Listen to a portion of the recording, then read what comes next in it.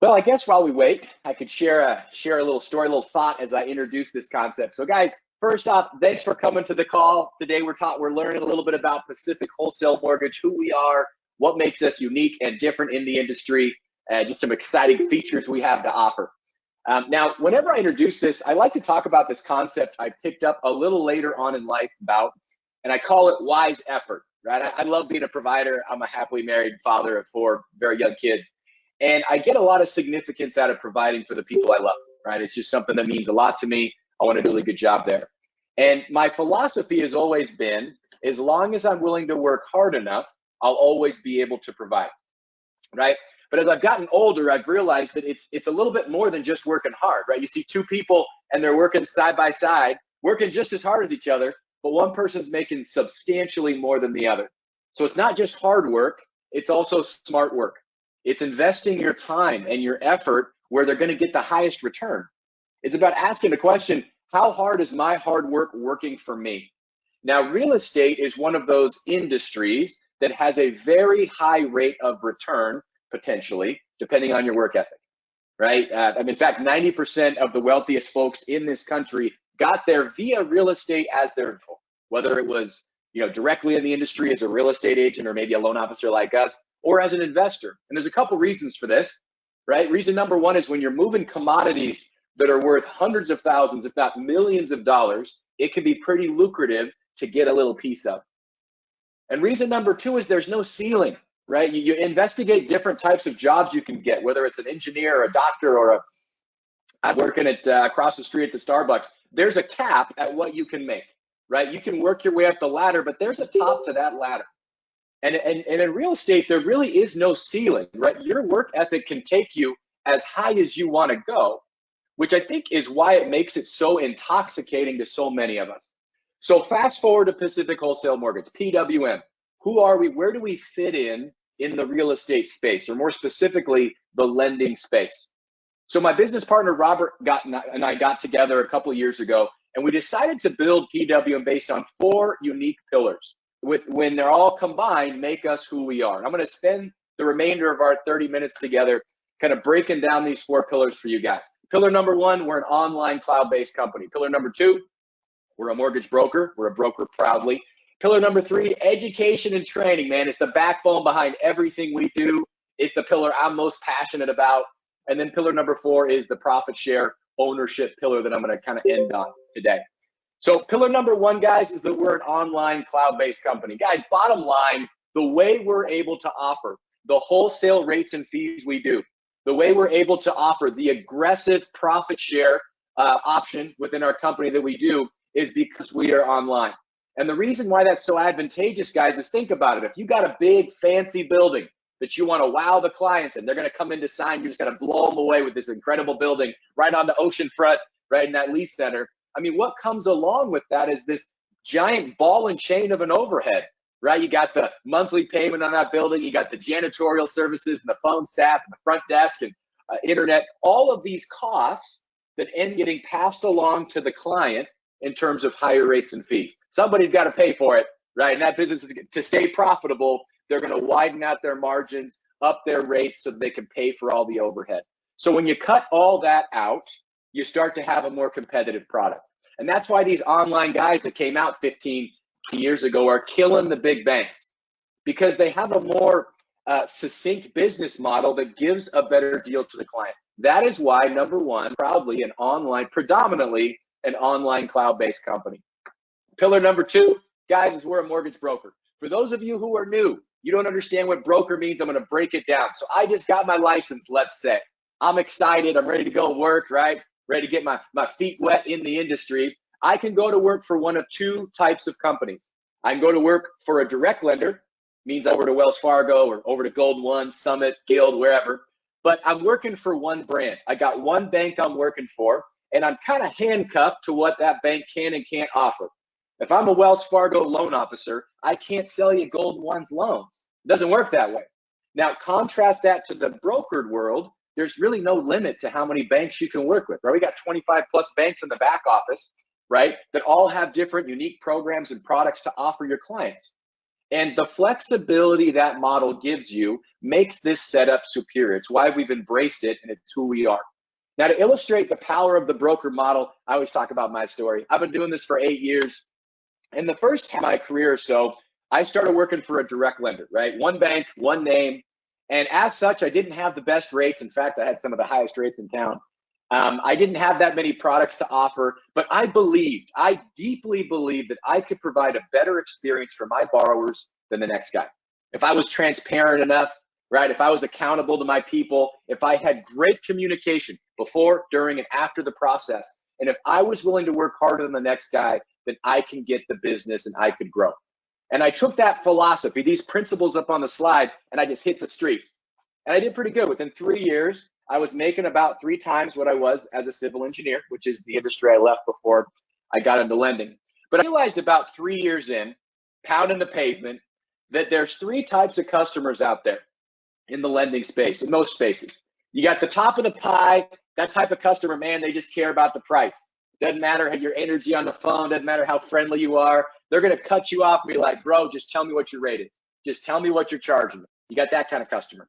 And then on the left side, you got the kind that just cares about service. Man, they want to feel good around you.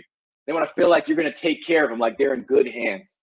And then you've got the third of the pie that really doesn't feel passionately one way or the other, and you have the ability to sway. Now, when you have high rates and fees, when you're the biggest and most expensive guy in town, right, there's a third of the pie I could never touch.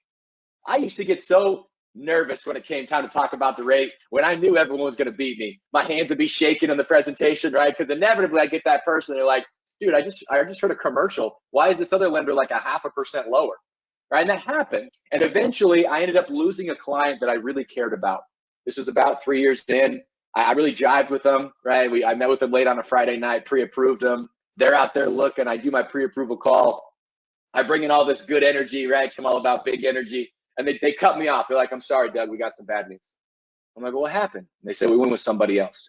I'm like, what? Why? They're like, Doug, he was beating your rate by 0.5%. And so rather than getting frustrated, which is what I usually got when I'd lose a deal to an online guy or a broker, I ended up getting curious. And I asked him, is the dude local? Tell me about him. Turns out the guy was local. His name was Michael Barnett, and he worked for Elite Mortgage. I called up Michael the next day. Michael didn't know it, but I was interviewing him to figure out what it was like to work on the brokerage side of the fence. A couple months later, I go to work for Elite Mortgage, which is the parent company of PWM. And to this day, Michael sits like 4 doors down from me in the different office whenever we go in. But guys, I could not have anticipated how much my business would explode when I could go after the other piece of the pie. I'm still offering all the same services. I'm still offering the communication and the accountability and the work ethic and the transparency. I'm just doing it at a better price and more products, right? It doesn't matter what you're selling, guys, whether it's money, cars, or HVAC systems. When you have more products and better pricing, it makes your job easier. And that's why we are in the setup we are as a broker. So side by side, right? Direct lender, you got one bank, one set of guides. Traditionally, you're going to see higher rates and fees. Wholesale brokers, multiple banks. You don't just got to push one brand. You've heard of the phrase, when the banks compete, the borrower wins. And every time you're pricing a loan, man, banks are competing for that business. And so you got more flexibility, you got better pricing. My last slide, and then we'll move on, is imagine you're not selling money, guys. Imagine you are selling a car. You're in the car industry, and all you can push is one brand. Let's say Hyundai, right? They're a great brand. And all I'm pushing is Hyundai. So I get this young comes in, they're like, man, Doug, we want a fast car. And I'm like, whoo, you want the Hyundai Sonata? I mean, that thing is smoking quick. They're like, well, Doug, what about this brand called Ferrari? I mean, it looks pretty fast. We got this pamphlet. And I'm like, no. You want the Hyundai Sonata, I'm telling you. You see, the problem is when you only have one brand to offer, one brand is never going to be the best at everything. You're not going to see a car brand out there that has the fastest car and the safest and the most affordable and the most luxurious and the most eco-friendly. You're not going to have that, right? The reality is that car brands, just like banks, do a couple things well and everything else is just okay. And as a broker, you could take the good a bank has to offer, maximize it, and then leave all the rest, right? You got a borrower that had a tough year during COVID. They got to go some non-QM bank statement or DSCR, no investor, no income product. We got those products. You got the A paper borrower that needs the 21-day close with full transparency and a great back office. We got that kind of lender too. But your ability to cater to the uniqueness of every different borrower is what makes this model so powerful to you, the loan officer, and to your borrowers. Pillar number 3, moving on. Pillar number 3 is the education and training pillar. Mr. Pitt Miller's with me. He joins me a lot in our trainings. He is a big producing loan officer, very successful and seasoned in the industry. And what we want to do at PWM is we want to train you guys, our loan officers, on how to produce at a high level. So step 1 in that is we have this, we call it PWM Pro LO University. It's an entirely online platform where you work through modules and you'll learn the basics of how to be a loan officer. Guys, when you pass your test, you're all excited. You go to work for your company and you realize you don't know a whole lot because the test doesn't teach you how to read a credit report. The test doesn't teach you how to go through income asset documents or how to calculate a self-employed borrower versus a W-2 versus a part-timer versus someone that wasn't working for 6 months because of COVID. It's not going to handle all this nuance. And so you come in the industry wide-eyed and ready to go, and you realize, oh my gosh, there's so much I need to learn. And so at PWM, we close that gap. We take you as a new loan officer or maybe even a mid-producer, and we give you the skills and knowledge to be able to succeed, to reduce that learning curve so you can get out there and start pushing loans effectively. So this platform that we've really was a couple weeks ago, super powerful, a lot of fun. You can search all the videos at Income Calcs and gives you all of the foundational base you need to be a great loan officer. Secondly, we offer daily trainings. That's where me and Pitt come in and other big producing loan officers. Every day, man, we got some kind of training for you guys, whether it's a loan lab or a voluntary accountability, how to talk to business partners, build your business, right? Or an all company meeting. We are here every day for you guys to make sure you're getting top-notch training. Because we don't just want to have you guys loans, right? We want you guys to be the big producers. We want you to be the Pitt Millers and the guys that are closing big volume and are top 1% earners in the US. We want everybody to get there, right? Our business model, and you will see when I get to pillar number 4, is that we succeed, you do. And that's our mantra, and that is the idea behind everything we've created here at Pacific Wholesale Mortgage. Now, if you are a brand new loan officer, and this is my last pillar slide on this pillar. If you have not closed 6 loans in the last 6 months, we have an aggressive mentorship program for you where you'll be paired with an experienced loan officer who has that seasoned pair of eyes that are going to be double checking your files and helping you from application to funding to make sure that you guys understand what's going on. You're not missing stuff. You work hard. And your reputation is everything in this industry. And if you end up messing up your first hand loans, it undoes all that progress for you. You get disheartened. You start to wonder if this industry is for you. We don't want that for you guys. We want to pair you with someone who's got the right energy and experience to help get you through those first few loans as you're going through the learning curve of being a new loan officer. Now, you do split your commission at the end of the day with these guys 50-50 because they're putting in a lot of time and effort. It's only your first 3 loans. But we want to make sure you guys are in good hands because when you issue a pre-approval letter, your reputation's on the line and so is ours. So we want to make sure that you guys have the right kind of training to excel out there. So again, that's the mentorship program. All right, guys, pillar number 4 is the fun pillar. This is the pillar that would not exist without the first 3. Hey guys, I wish I caught the vision of ownership a lot sooner in my career. I really do. I love pushing loans. Right, but I'm trading time for money, right? It's almost like I'm a renter, right? We're talking to renters every day. And we're saying, man, don't rent for 20 years, walk away and have nothing to show for it. But what do we do as loan officers? We go to work for somebody else's money, and the day we retire is the day we stop making money. Now, you can make a good living while you're producing, but when you stop producing, the checks stop coming. That's how it works when you're a producer. But we want to talk about how you can be an owner. And there's a difference. Right? What happens in this industry is you get a loan officer, he's talented, she's talented. They're like, man, I don't want to be pushing loans forever. I want to train other people how to do this. So they go open up shop across the street and they become our competition. Right? Everybody in the industry's got a branch manager above them. Right? Doesn't matter where you work, Wells Fargo, Gold One. So everybody's got somebody above you that's making a little percentage of your production. They're called managers, whether it's branch managers or vice presidents. That's how the corporate structure is set up in America. And at PWM, we've just made it easy for anybody to be a branch manager. Anybody can recruit, man. Anybody can build a team. right? You go over to Wells Fargo, you're like, hey man, come over here and do this. Great, you got more products, better pricing, and you get 5 people to come over. Man, now you're a branch manager over those folks. And as an owner, a co-owner alongside us, you get access to a percentage of their production, just like any other company, except we make it easy for anybody to sit in that seat. And I want to break down what that looks like. First off, I want to talk about our comp structure, kind of where all the money goes. This is a busy slide, and I promise I'm going to make sense. In fact, my next couple slides are kind of busy. So I want to kind of throw out a scenario, right, to kind of illustrate the payment of a loan officer. So let's say that you pre-approve somebody, and it's a $500,000 house price, putting $100K down, that 20%, and the loan amount is $400,000. In the loan industry, the loan officer gets a percentage of the loan size when it funds. That's how we get paid. Okay, so when that $400,000 loan amount gets paid, the loan officer is going to get a certain percentage. I'm going to talk about how that percentage changes depending on your production level within the company. But our broker take, what PWM makes on the backside is 2.375% of the loan size. Does the borrower pay that $9,500? Absolutely not. That's something the lender pays us on the backside as a thank you for sending them the business.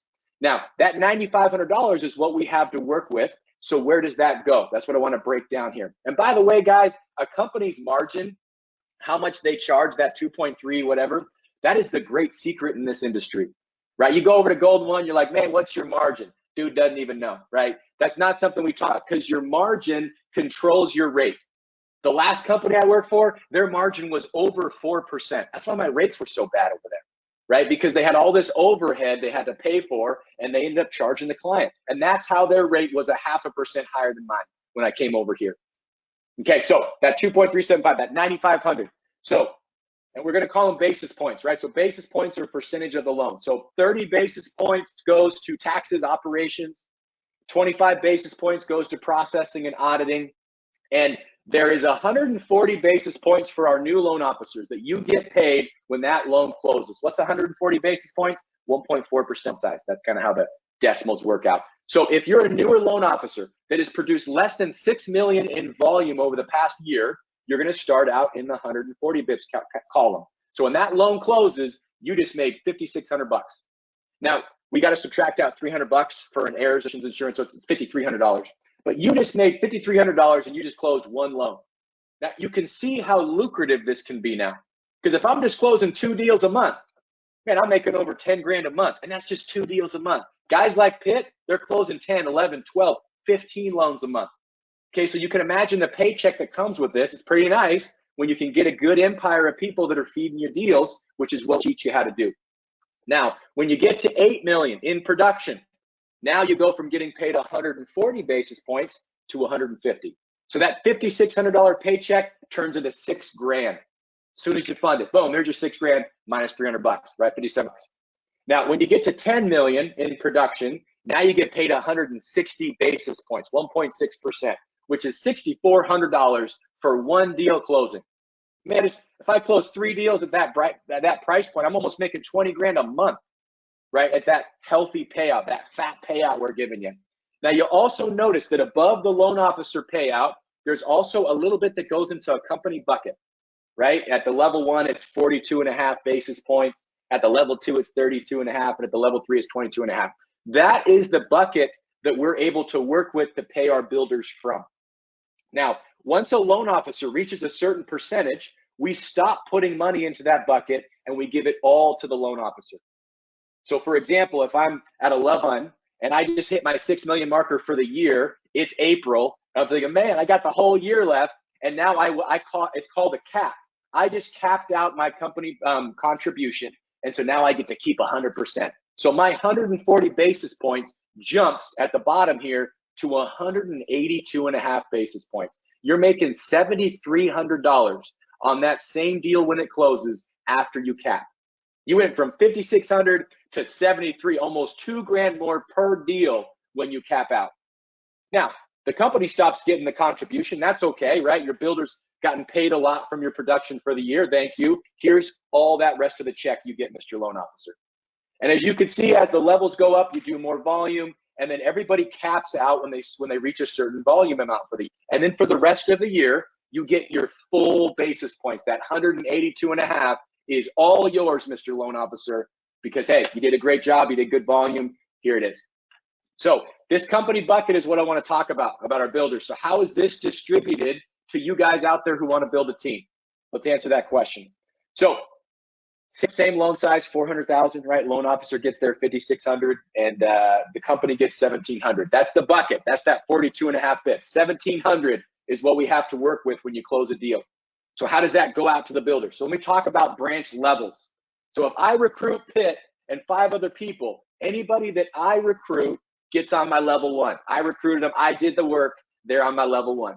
So we say that you get 17.5% of the company bucket of all the loans that close on your level 1 as soon as you recruit your first loan officer. As soon as I bring on my Pitt and he's got 10 loans he's bringing on a month, I get 17.5% of the company bucket of every single one of the deals he closes until the day he caps, right? When he caps that year, that he's going to make all the riches, and the next year it restarts and I start getting paid on him again, right? Now, anybody that my level 1 recruits, I recruit Pitt, he's on my level 1. Pitt's like, man, Doug's making easy money. He's making mailbox money. That's just showing up. I got this originating money I'm making. I'm sweating. I'm working 12-hour days. He's over there just collecting a check. I want to do that too. So Pitt goes out and he recruits 10 people. Anybody that my level 1 recruits, which would be those people, become my level 2. Did I recruit them? No, my level 1 recruited them, right? But incentivized sharing tends to trickle down and get bigger, right? So anybody on my level 2 running around, they recruit somebody, man, those people become my level 3.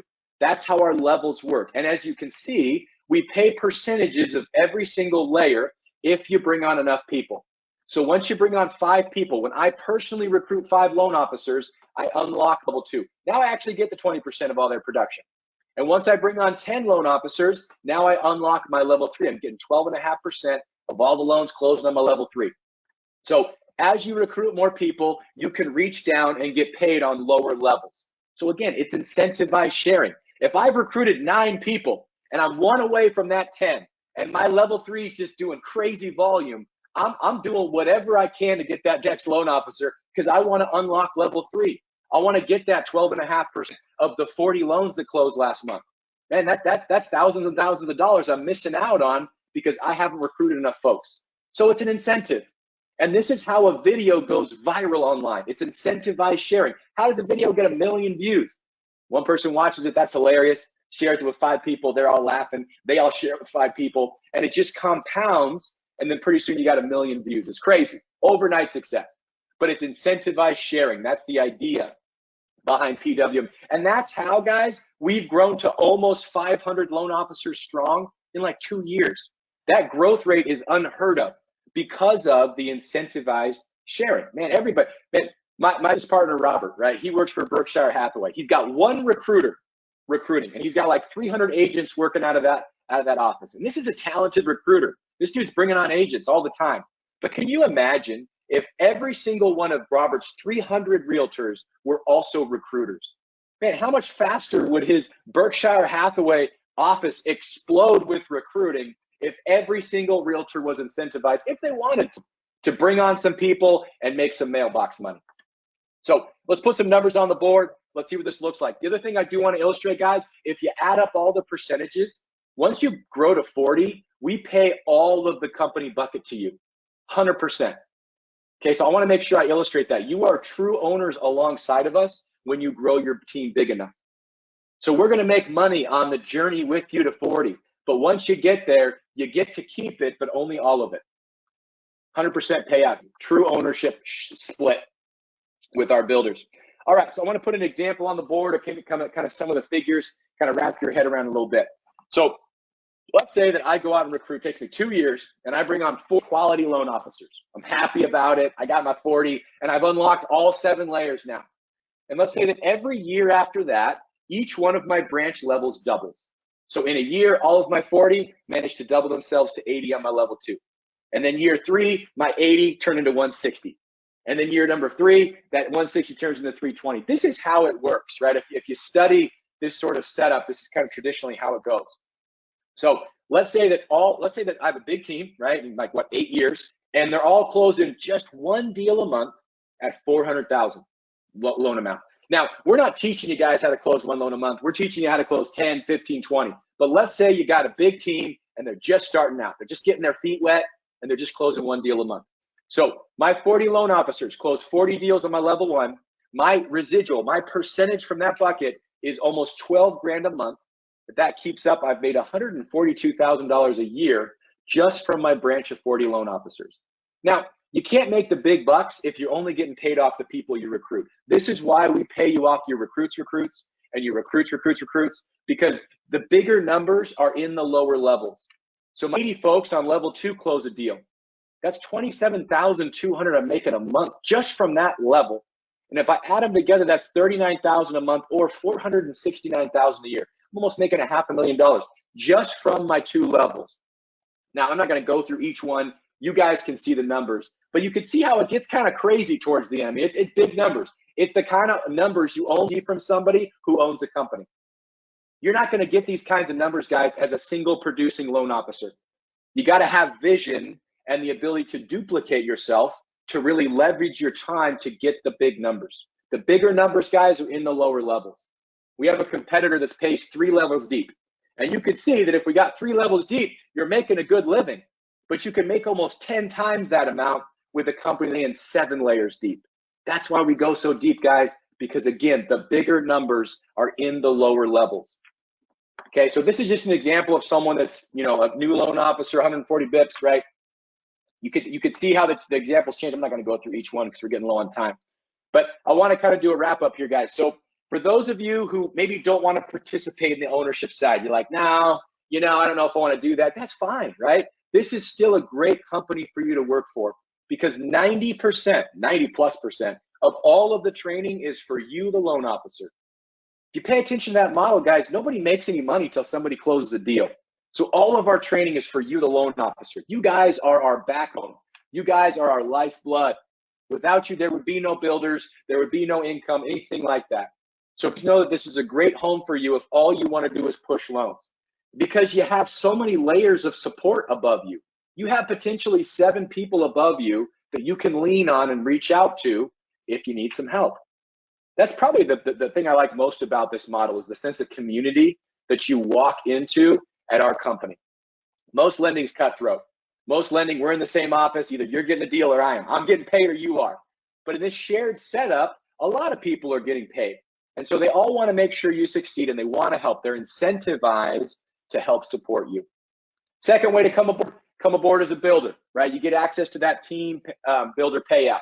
Guys, I've been doing the loan game for a while, right? I got pretty good at it, right? Contact a borrower, build some value, close the deal on time, contact another borrower. It's rinse, it's wash, it's repeat.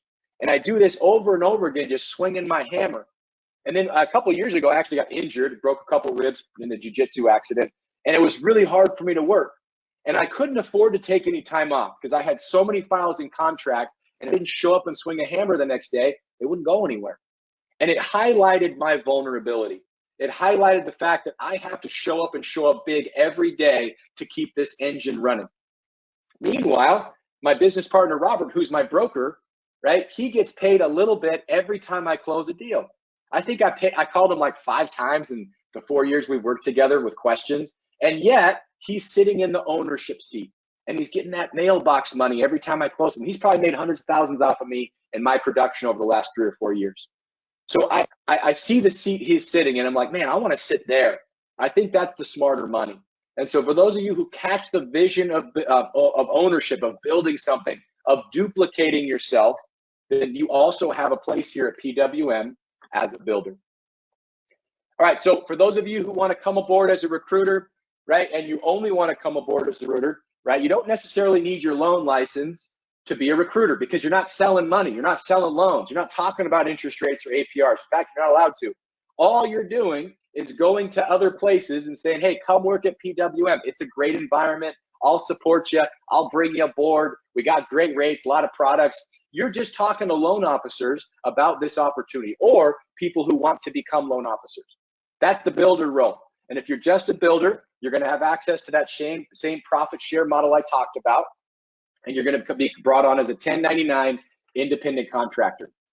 And then for those of you who want to be a loan officer too, right? They want to, you want to push loans, you want to be good at the loan game, you can come aboard obviously as a loan officer. Now, all of our loan officers who are brought aboard are automatic builders.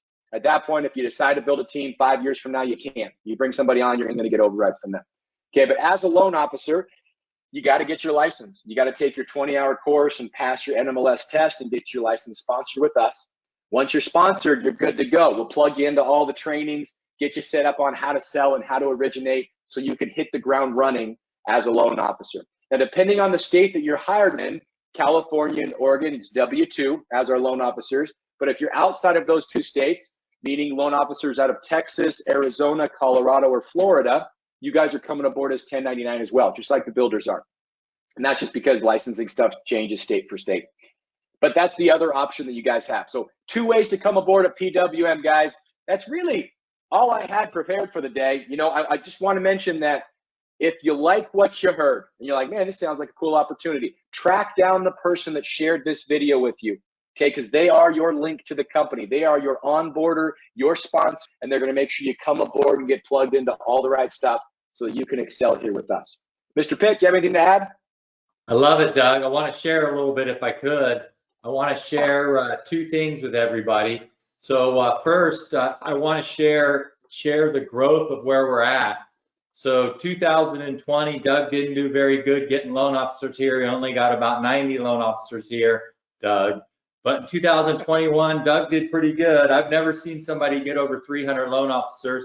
And look at how we're doing in 2022. These are loan officers. So right now, Doug, you have 465 licensed loan officers at your company, and you have 50 people waiting for their license to go active right now. I just think that's amazing, Doug. Good job.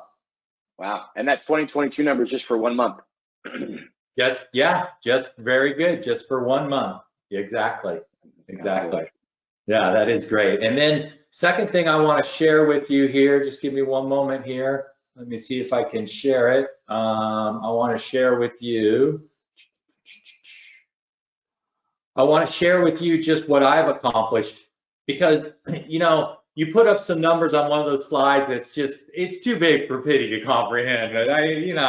Come on, I'm just a little guy here. But this is my charts. The way this works is, I know it's hard to see, but these are people that are underneath me in the company. And so if I go to this nano node, you can see, Doug, that right now in not quite 2 years, I have 92 licensed loan officers underneath me. And I have a team bigger than that with some team builders, but not everybody builds. So, I have a couple of people that have built out the bigger team so far.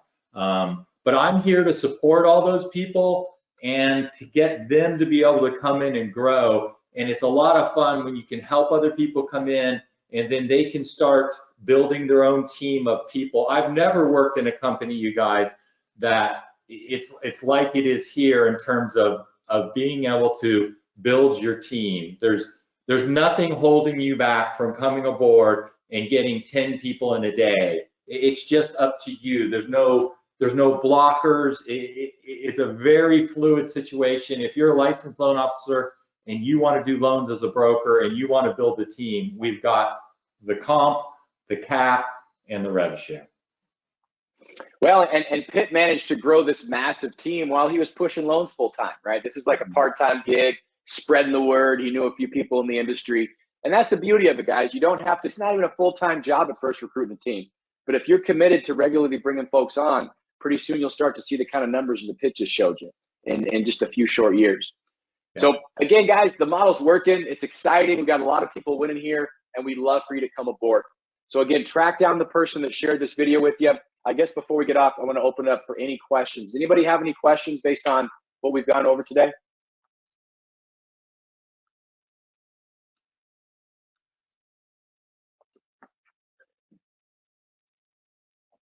Oh, let me check any comments. All right, guys. So stay on afterwards, Doug. Thanks, everybody. Appreciate you guys.